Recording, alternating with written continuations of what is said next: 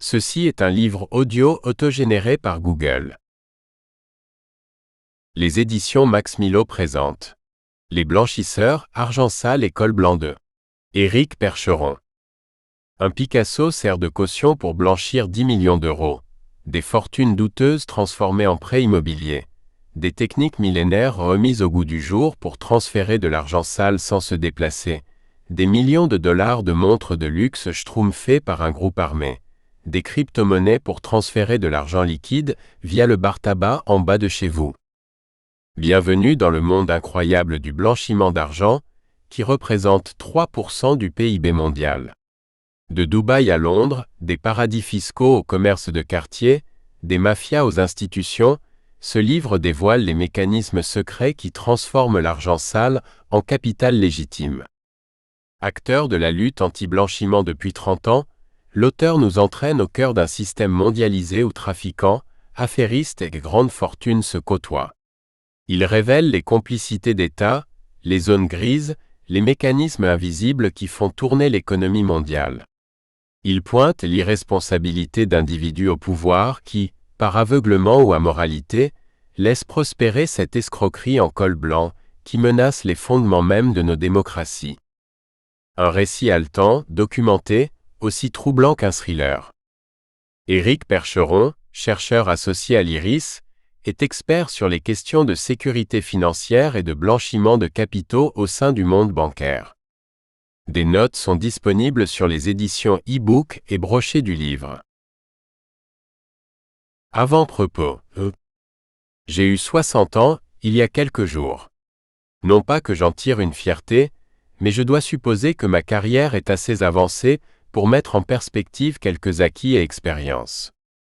Sur mes décennies de carrière de banquier, comprenez agent de banque, restons raisonnables, une grande partie a été conduite dans un domaine que j'ai vu émerger véritablement à partir de 2009 dans les banques en France, un domaine qu'on qualifie de lutte anti-blanchiment. C'est en effet à partir de cette année, une fois que notre pays a décliné très tardivement en droit français une directive européenne de 2005, qu'un nouveau paradigme en matière de lutte contre le blanchiment, LCB pour faire court, allait émerger. Cette directive allait poser les bases enfin cohérentes d'une véritable approche de ce sujet, qu'on qualifie plus pompeusement de sécurité financière. Ce texte, qu'on qualifia de troisième directive anti-blanchiment, c'était comme Jésus-Christ dans l'histoire des hommes. Il y eut un avant et un après. 20 ans en arrière, ni les banques, ni le système financier globalement, ni même la société dans son ensemble n'avaient développé la maturité qui est la leur aujourd'hui. Très peu de formation académique, pas de prise de conscience générale de l'importance de la sécurité financière. La lutte contre le blanchiment était la plupart du temps reléguée dans les banques à un sous-ensemble d'une direction juridique ou d'un secrétariat général, et sa responsabilité était dans le meilleur des cas confiée à un ancien policier de haut rang, spécialisé dans le crime financier ou la financiarisation du crime. Cette spécialité de niche constituait à bien des égards la rente de fin de carrière sûrement méritée de beaucoup de grands flics, qui continuèrent à faire prospérer leur réseau dans certains bistrots autour du 36. Par exemple, une échoppe connue des initiés de la rue du Roule, à côté de ce que furent les Halles de Paris. Ces années bénies de construction de la lutte contre le blanchiment furent des années passionnantes, et les rares spécialistes que nous étions ou devenions, il y a 20 ans, formions une troupe hétéroclite de banquiers et de flics, de quelques rares juristes ou informaticiens, qui parlions un langage inconnu des profanes, comme pour mieux préserver notre entre-soi. Ayant acquis de l'expérience, je suis dorénavant convaincu que la lutte contre le blanchiment ne se conduit pas armée seulement d'un code monétaire, ou en se nourrissant de quelques doctes analyses. Elle ne se conduit pas non plus en se limitant à rechercher des modes opératoires classiques, convenus, connus de tous. Un blanchisseur peut être, doit être même particulièrement imaginatif lorsqu'il s'agit de mener à bien ses opérations. Cependant, savoir lire les textes reste indispensable, comme disposer d'un bagage de culture générale toujours actualisé, au risque de ne pas pouvoir anticiper efficacement de nouvelles stratégies de blanchiment. Aucun domaine d'activité autre que la LCB ne requiert autant de curiosité intellectuelle et de capacité à intégrer des regards complémentaires ou même alternatifs pour analyser une situation ou un risque. Penser LCB, c'est penser comme un blanchisseur avant tout. Un peu comme développer des protections contre les hackers, suppose d'être préalablement un hacker dans l'âme. Mais en tout état de cause, la LCB n'invente pas des modes opératoires, elle les constate et y réagit. C'est une démarche en réaction, car on constate la plupart du temps post-mortem qu'une technique est efficace. On ne crée pas, on n'imagine pas des montages de blanchiment de capitaux, on y fait face. C'est ce qui, en 2015, m'avait fait comparer la LCB à la lutte antidopage sur certaines courses cyclistes, époque révolue évidemment. On a toujours un tour de retard. Le tout est d'en avoir conscience et de réagir avec une inertie la plus réduite possible. C'est frustrant très souvent, d'accord. Mais trouver une autre spécialité, qui fasse appel à autant d'informations aussi diverses que la maîtrise des systèmes financiers, la connaissance des réglementations fiscales, des grands équilibres économiques et géopolitiques, et finalement, la découverte permanente de nouveaux secteurs d'activité. Les pages qui suivent exposeront certaines techniques qui, pour beaucoup, sont bien connues dans le petit monde du blanchiment, et qui montreront, anecdote à l'appui, que la plupart des techniques modernes empruntent à des méthodes ancestrales ou se positionnent dans des pays ou sur des marchés parfois étranges.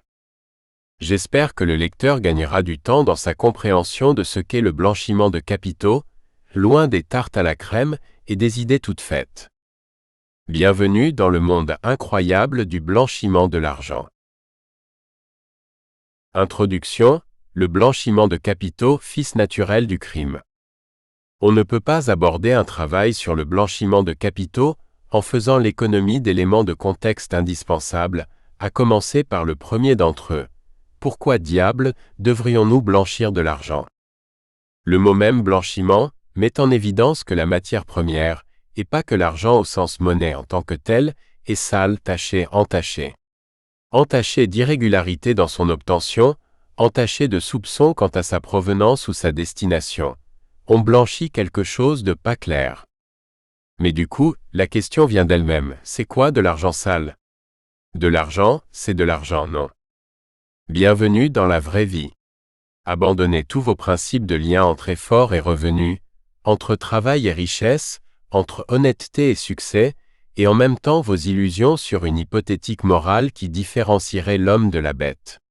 Bienvenue au pays des murènes tapis dans les abysses, des anacondas qui rôdent entre deux eaux, des veuves noires aux baisers mortels et des moustiques qui pourrissent vos nuits d'été. On passe du côté sombre, obscur, vers cette face occulte de nos sociétés, royaume de cette vermine qui se cache et se glisse partout. Approchons, ne serait-ce que pour mieux les éviter, ceux de nos congénères les plus agiles, menteurs, pervers, observons leurs techniques, parfois ancestrales, parfois à la pointe des technologies. À grande et populaire échelle, lorsqu'il est question de crimes organisés et d'équipes structurées, interconnectées, qui ont pris pied dans les économies réelles et ont développé des formes de spécialisation, on parlera de mafia, qu'elles soient calabraises, albanaises, marseillaises ou des palais de la République.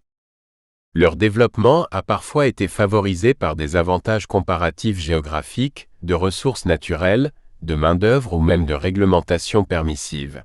Accès facile à des stocks d'armes dans les Balkans, à de la main-d'œuvre exploitée des populations pauvres en Afrique ou en Asie, à des ressources naturelles précieuses pillées sans vergogne au mépris des populations locales en Afrique, ou même accès via des officines de basse-œuvre à certains paradis artificiels qualifiés de fiscaux.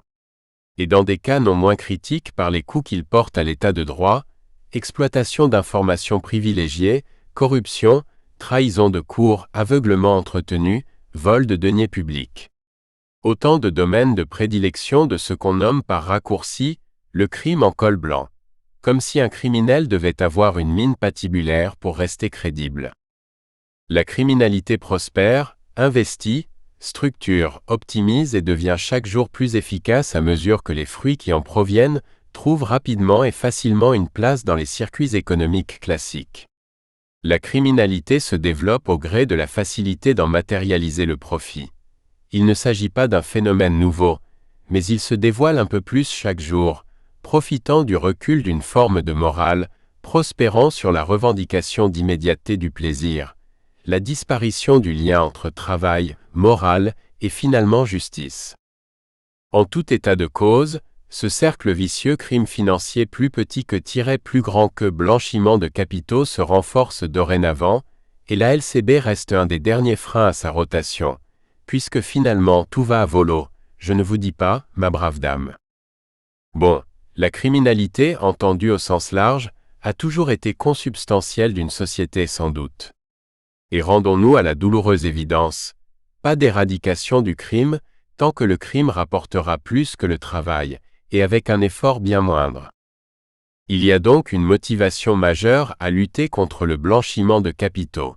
C'est par contre-coup, lutter contre les crimes qui ont généré le profit. Car finalement, dans la logique d'un criminel, il n'y a pas de rentabilité à risquer la prison ou plus, si on ne peut pas blanchir les fruits du crime pour en profiter librement. D'ailleurs, Europol, Organisation de coordination des autorités de police de l'Union européenne, considère que près de 70% des criminels utilisent des moyens de blanchiment de capitaux, alors que 80% des réseaux criminels ont recours à des entreprises légales pour recycler les fruits de leurs crimes. Le blanchiment est le fils naturel du crime, ou peut-être son avatar financier, mais il en est de plus en plus le cordon ombilical. Pas de crime sans profit, en tout cas en dehors des crimes passionnels. Et pas de profit sans blanchiment, encore plus dans nos économies développées. Donc pas de crime sans blanchiment. Lutter contre le blanchiment revient donc à lutter contre la criminalité, l'un et l'autre constituant respectivement un objectif intermédiaire et un objectif final. Gardons en tête que le blanchiment d'argent n'est rien d'autre qu'un sous-produit du crime, mais, et c'est là toute l'ironie de la chose, c'est aussi son point faible, ce qui finalement fait de la LCB la plus merveilleuse des armes.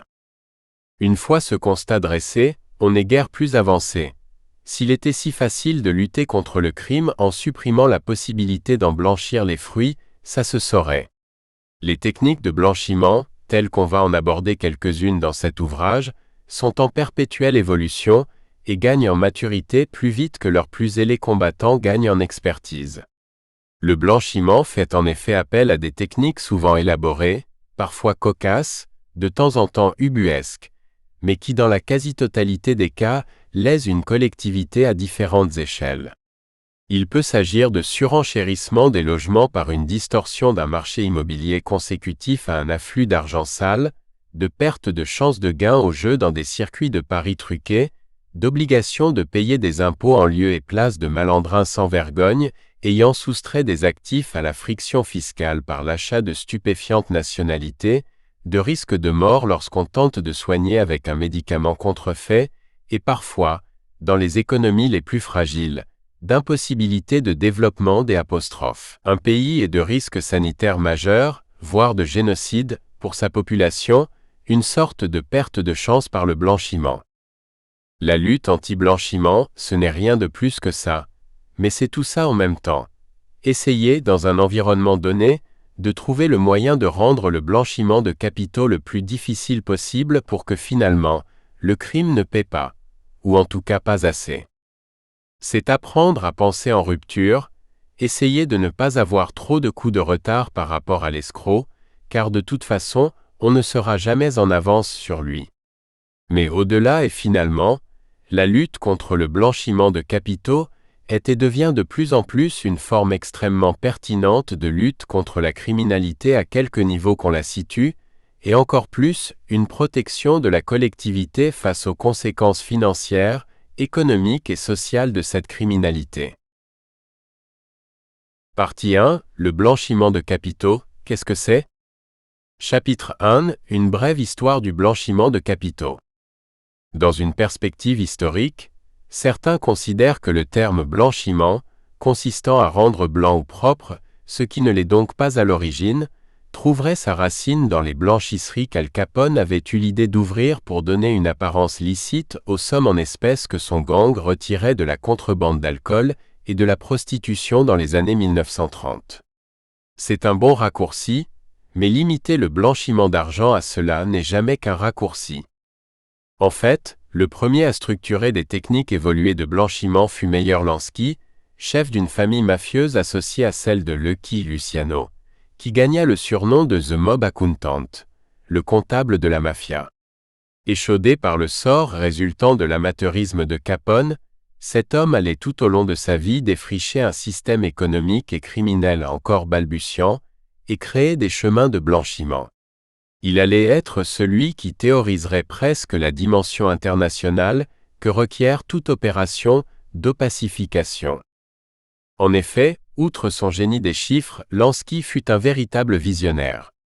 Par exemple, il allait élaborer des techniques et des circuits transfrontaliers, qui permettaient de tirer le meilleur de différentes juridictions avec une agilité que les forces de l'ordre n'avaient pas. Il aura su, très longtemps, avoir un temps d'avance. Lansky avait donc une vision transverse, mondiale et agile des processus de blanchiment. Il aurait entre autres conclu un accord avec Batista à Cuba, mais la révolution castriste sonnant le glas de sa success story caribéenne, allait le conduire à réorganiser ses circuits et diriger l'argent de la mafia vers le développement de Las Vegas, encore surnommée aujourd'hui Sin City, la ville des péchés. Il fut directement associé à la création du Sands, du Riviera, du Sahara, du Tropicana. Autant d'adresses de casinos, dont objectivement tout un chacun savait qu'ils servaient de lieu de blanchiment d'argent, à commencer par les autorités locales. Il travailla non seulement à l'internationalisation du blanchiment, mais en réalité à la création d'une internationale du blanchiment, ayant sans doute été le premier sinon à mettre en œuvre, en tout cas à théoriser le recours à grande échelle aux juridictions permissives, quitte à profiter du coupable aveuglement, pour ne pas parler de complicité, d'un établissement bancaire. En l'occurrence, Lansky allait nouer un pacte criminel avec une banque suisse devenue la lessiveuse des billets verts de la mafia, le Crédit International, à Genève. Le Crédit International, qui allait en fait ouvrir la voie à de nombreux confrères par la suite. Citons la BCCI, banque pakistanaise basée au Luxembourg, spécialisée dans le blanchiment des narcodollars. La banque Aviland, qui a réussi l'exploit de perdre sa licence bancaire au Luxembourg et donc dans l'Union européenne. Ou la Moldinkound Bank, enseigne moldave qui allait contribuer activement à l'effondrement économique de la Moldavie, dans le cadre de ce qu'on allait appeler par la suite la lessiveuse russe, ou Rushan Laundromat. Bref, autant de banques, parmi tant d'autres, qui allaient très tôt contribuer à bâtir l'image du bankster, contraction de banque et gangster, et entretenir le mythe affligeant qui a encore la vie dure du « tous les banquiers sont pourris ». Arrêtons-nous un instant sur une d'entre elles, qui constitue fort heureusement une rare exception, en Europe en tout cas, la banque Aviland. Cette société avait réussi, à partir des restes d'une banque islandaise ruinée lors de la crise financière de 2008, et dont elle avait racheté la licence bancaire, à prospérer grâce à des implantations au Luxembourg donc, mais aussi à Monaco. Elle y avait racheté en 2015 une ancienne filiale du Crédit Mutuel, la banque Pache, surnommée à l'époque la blanchisseuse du Rocher, au Liechtenstein, en Suisse et à Dubaï. À elle seule, et sans ajouter ses implantations à Nassau et Moscou, fermées depuis lors, cette banque dressait la charpente de tout bon circuit de blanchiment qui se respecte, tant par l'implantation de ses points d'entrée de capitaux dans des pays tuyaux, que de ses représentations au sein de pays éviers parmi les plus performants. À elle seule, Aviland a concrétisé une forme d'international de la prestation de services de blanchiment, dont aucune personne intéressée par la spécialité et correctement informée ne pouvait ignorer les activités. Pour autant, elle aura continué à offrir ses services sans vergogne, au vu et au su des autorités locales de supervision, jusqu'à il y a peu. Nous reviendrons sur la dimension internationale du blanchiment, qui constitue la condition sine qua non à des opérations efficaces. Comprenez que le blanchiment domestique, c'est certes folklorique, mais petit bras, et fondamentalement voué à être percé à jour à moyen terme. Comme l'économie s'est mondialisée, comme les flux financiers ont accompagné ce mouvement, il était logique, nécessaire même que les blanchisseurs ne se privent pas de cette opportunité et fassent leur beurre de l'avantage comparatif que telle ou telle juridiction peut mettre en avant sur les terrains de la discrétion, de la fiscalité incitative, voire d'un laxisme qui confine parfois à la complicité. Chapitre 2 : Le modèle classique du blanchiment. En première approche et depuis des années, on représente le blanchiment de capitaux par une succession de 3 étapes que sont le placement, l'empilage et l'intégration. Autrement dit, pour reprendre une image parlante, je prends le linge sale, je le place dans la blanchisseuse, j'empile les cycles de lavage et essorage, puis j'intègre le linge une fois sec et repassé dans ma garde-robe. Cette perception, à la fois simple, certaines études la remettent en cause en la considérant même simpliste, et très académique, a vite trouvé ses fidèles, à tel point qu'on la retrouve même dans les supports de formation élaborés par l'OCDE à destination des agents des impôts des pays membres. Certes, comme on va le voir, la question de la licéité des revenus n'est plus aussi simple qu'elle l'était il y a quelques années, et ce schéma limite strictement le blanchiment de capitaux à des opérations financières, ou à tout le moins, associées à la sphère financière. Très doctement, l'OCDE nous indiquait donc que partout dans le monde, on le sait, le processus de blanchiment utilisé pour conférer une apparence légitime aux produits d'activités illicites comprend 3 grandes étapes: le placement, l'empilage et l'intégration. L'intégration peut elle-même être subdivisée en 2 phases, la justification et l'investissement. Une infraction de blanchiment est commise à chacune des étapes, et il n'est pas nécessaire que les fonds d'origine illicite franchissent les 3 pour que l'infraction de blanchiment soit constituée. Sincèrement, si le blanchiment de capitaux était aussi simplement circonscrit, la lutte contre ce phénomène serait, comme la vie de ceux qui s'y consacrent, moins compliquée. Mais fort de la lecture du schéma ci-dessous, intéressons-nous à chaque étape. Le placement. Les experts de l'OCDE concèdent que dans la mesure où les produits d'activité criminelle ne prennent plus seulement la forme d'espèces ou de dépôts bancaires, les contrôleurs des impôts devraient être conscients que des méthodes de placement nouvelles et plus efficaces peuvent être utilisées. Pour sûr, ils devraient en être conscients. Et le manuel de mettre en évidence des points clés: recours à des tiers, démonétisation, système bancaire clandestin, crypto. Autant de méthodes que nous allons aborder ensemble. L'empilage. Le but à ce stade est de dissimuler l'origine criminelle des produits. Les capitaux peuvent être transférés et répartis à plusieurs reprises entre des comptes bancaires, des pays et des personnes physiques et ou morales, s'éloignant ainsi de leur origine criminelle, nous apprend le document. Cette phrase résume bien que l'empilage est le cœur du réacteur du blanchiment de capitaux, et nous allons nous intéresser aux différentes techniques mises en œuvre pour créer de l'opacité, puisqu'il s'agit bien de ça. Mais pour autant, la description oublie la démonétisation et l'absence de transfert, par exemple, par compensation ou par la manipulation des prix d'actifs réels dans des transactions commerciales, ce qui lui fait perdre en pertinence. L'intégration. Étape finale, séparée entre justification, donner une apparence légale aux capitaux, et investissement, qui se passe de commentaires. Cette étape est identifiée par l'OCDE comme le but, à ce stade ultime, est de pouvoir utiliser à son profit les produits d'activité criminelle. C'est raisonnable. Mais de compléter par la suite, un criminel peut éprouver le désir d'étaler sa fortune et son style de vie fastueux en acquérant des signes extérieurs de richesse, tels que des demeures somptueuses, des voitures de luxe, des bateaux, des bijoux, etc. Il tentera de blanchir les produits de ses activités criminelles en les utilisant pour payer ses acquisitions, pour éviter d'être repéré par l'administration fiscale ou les autorités répressives. Autrement dit, le criminel est un abruti? C'est parfois vrai sans doute, mais le blanchisseur l'est sans doute bien plus rarement, dans la mesure où il aura fait son mantra des principes de Lansky, qui érigeait la discrétion en règle de vie. Et voilà qu'on introduit le concept de séparation des rôles entre le criminel et le blanchisseur. C'est ce découpage des tâches du crime qu'on va retrouver en particulier lorsqu'on évoquera les offres underground sur ce marché si particulier du blanchiment de capitaux. Chapitre 3 Lutte contre le blanchiment et le financement du terrorisme. La carpe et le lapin. À trop vouloir faire des raccourcis, on parle souvent de LCBFT, autrement dit de lutte contre le blanchiment de capitaux et contre le financement du terrorisme. Ce terme, pourtant généralisé, porte en lui un contresens complet.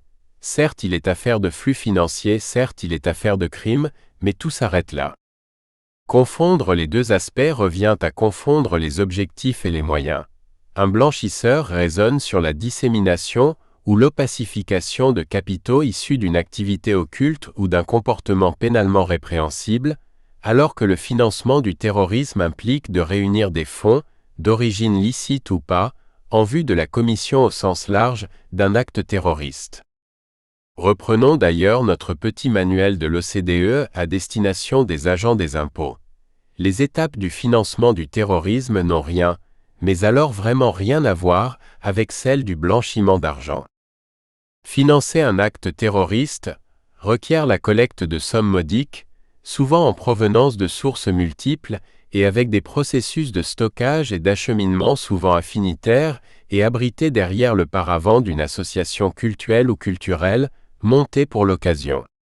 Ces caractéristiques d'occultation et de petits montants unitaires, qui plus est souvent en espèces, rendent la détection d'un potentiel acte terroriste via de seuls flux financiers extrêmement délicate, voire illusoire.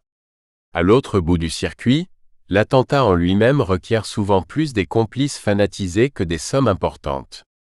La destruction des tours du World Trade Center le 11 septembre 2001 n'aurait ainsi coûté que moins d'un demi-million de dollars, les attentats parisiens de 2015 n'auraient coûté que 82 000 €, et l'attentat de Nice de 2016 aura été perpétré sans qu'il y ait d'opérations financières susceptibles d'annoncer ou laisser imaginer un acte aussi monstrueux. Autant la perspective d'identifier des flux financiers, issus d'actes répréhensibles lors d'opérations de blanchiment, peut permettre de remonter à un crime sous-jacent, autant un mouvement financier précurseur éventuel d'un projet terroriste demeure discret, sous le radar. Donc LCB et FT raisonnent avec deux approches différentes, pas alternatives, parfois complémentaires, mais de toute façon différentes. C'est la raison pour laquelle nous nous limiterons ici à la LCB, en prenant soin de laisser la très complexe sphère FT aux rares experts de la chose. Chapitre 4 L'émergence de la lutte. Historiquement, on peut considérer que les balbutiements de la lutte contre le blanchiment à un échelon mondial et dans les temps récents remontent au 15e sommet des pays du G7 qui s'est tenu à Paris, le 14 juillet 1989, année du bicentenaire de la Révolution française. Il porte le surnom de sommet de l'Arche, puisqu'il s'est pour partie tenu au sein de la Grande Arche de la Défense. Loin de traiter du problème de blanchiment de capitaux dans sa globalité tel que nous le connaissons aujourd'hui, ce sommet aborda entre autres questions celle de la diffusion du virus VIH, qui constituait alors l'une des principales préoccupations dans les pays développés, pour ceux qui ont connu cette époque. Et ce n'est sans doute pas un hasard si 2 points de la déclaration finale du sommet. Cette déclaration annonçait la création du GAFI, traitait successivement de la lutte contre le trafic de stupéfiants et de celle contre le sida. L'idée était pleine de bon sens, puisqu'on ne pouvait pas éradiquer un commerce par définition souterrain comme celui des stupéfiants, et singulièrement de ce qui était alors considéré à l'époque comme la drogue des banlieues, l'héroïne, il devenait nécessaire de traiter le mal en aval, lutter contre le blanchiment des fruits du commerce de stupes. Ainsi, la déclaration commune précisait au point 53 la décision de convoquer un groupe spécial d'experts financiers, comprenant les participants au sommet et d'autres pays intéressés par ces problèmes. Son mandat est d'évaluer les résultats de la coopération déjà mise en œuvre, afin de prévenir l'utilisation du système bancaire et des institutions financières aux fins de blanchir l'argent, et d'étudier des mesures préventives supplémentaires dans ce domaine, y compris l'adaptation des systèmes juridiques et réglementaires de façon à renforcer l'entraide judiciaire multilatérale. Et le point 54, pour sa part, traitait de la coopération internationale contre le sida. Sans doute, la succession de ces deux points n'était-elle pas fortuite. En 1989, enrayer la pandémie de sida, donc enrayer la propagation du VIH. Nous espérons que vous avez apprécié cet aperçu. Pour continuer à écouter ce livre audio sur Google Play Livres, utilisez le lien dans la description de la vidéo.